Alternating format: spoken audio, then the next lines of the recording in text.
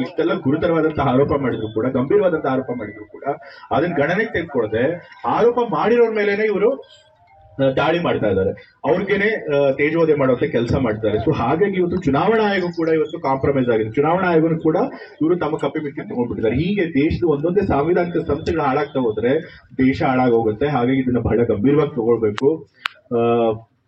ಅದಕ್ಕೆ ಮಾಡ್ಬೇಕು ಏನಪ್ಪಾ ಅಂತಂದ್ರೆ, ಈ ದೇಶದಲ್ಲಿ ಇರುವಂತಹ ಅಧಿಕಾರದಲ್ಲಿ ಇರೋ ಎಲ್ಲರಿಗೂ ಗೊತ್ತಾಗ್ಬೇಕು, ಇವತ್ತು ದೇಶದಲ್ಲಿ ಅಡ್ಡದಾರಿಯಿಂದ ಮತಗಳು ಮಾಡಿ ಅಧಿಕಾರಕ್ಕೆ ಬರಕ್ ಸಾಧ್ಯ ಇಲ್ಲ. ಆ ರೀತಿ ಮಾಡಿದ್ರೆ ಜನನೇ ಸಿಡಿದೇ ಇಡ್ತಾರೆ.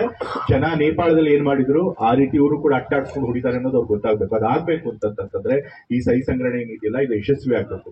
ನಮ್ಮ ವರ್ಣಾ ಕ್ಷೇತ್ರದಲ್ಲಂತೂ ಅದು ಮುಖ್ಯಮಂತ್ರಿಗಳು ಪ್ರತಿನಿಧಿಸಿರೋ ಕ್ಷೇತ್ರ. ಈಗಾಗಲೇ ಜೂಮ್ ಮೀಟಿಂಗ್ ಅಲ್ಲೂ ಮಾಡಿದ್ರು, ಅಲ್ಲೂ ಕೂಡ ಎಐಸಿಸಿ ನಾಯಕರು ಅಧ್ಯಕ್ಷರಿಗೆ ಸೂಚನೆ ಕೊಟ್ಟಿದ್ದಾರೆ ಮುಖ್ಯಮಂತ್ರಿಗಳ ಕ್ಷೇತ್ರದಲ್ಲಿ ಹೆಚ್ಚಿನ ಸಂಖ್ಯೆಯಲ್ಲಿ ಸಹಿ ಸಂಗ್ರಹಣೆ ಆಗ್ಬೇಕು ಅಂತ ಹೇಳಿ. ಸೊ ಹಾಗಾಗಿ ನಾವು ಬರೀ 25,000 ಮಾಡಿದ್ರೆ ಸಾಲದು, ಕನಿಷ್ಠ ಸಂಖ್ಯೆ 25,000 ಸಂಗ್ರಹಣೆ ಆಗ್ಬೇಕು ಅಂತ ಅವ್ರು ಹೇಳಿದ್ದಾರೆ.